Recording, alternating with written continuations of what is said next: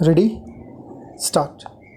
The first appeal to the public from Muhammad Yunus, Nobel laureate and the head of Bangladesh interim government, after he landed in Dhaka from Paris on Thursday, was to save the country from chaos and violence.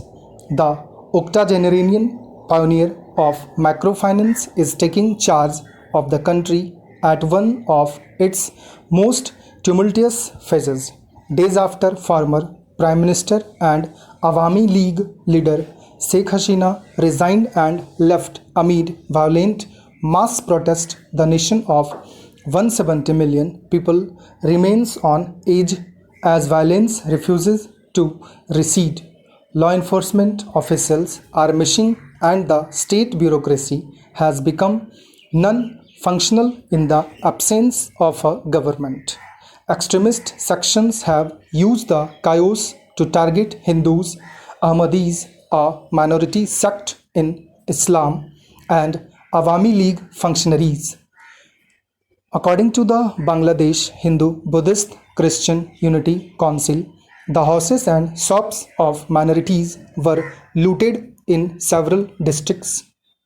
Offices of the Awami League were vandalized and dozens of party functionaries and supporters were killed. Mr. Yunus, who was sworn in on Thursday, August 8, 2024, condemned the violence and appealed for calm. As the banker begins his role as an administrator, his challenge would be bring Bangladesh back from the brink and restore the rule of law.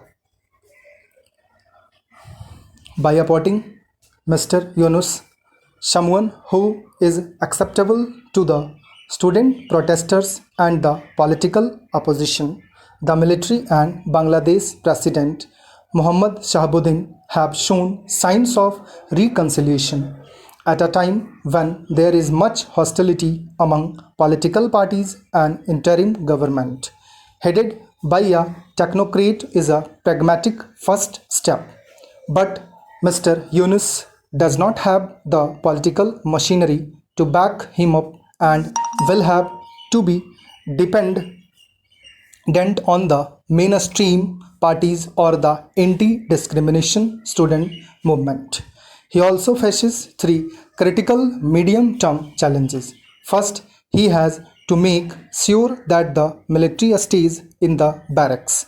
The military has an infamous past and it took years of mass movement led by Ms. Hasina and Khalida Zia, the BNP leader, to bring the dictatorship to an end in 1990. Second, Mr. Yunus has to build at least temporary peace in Bangladesh polity.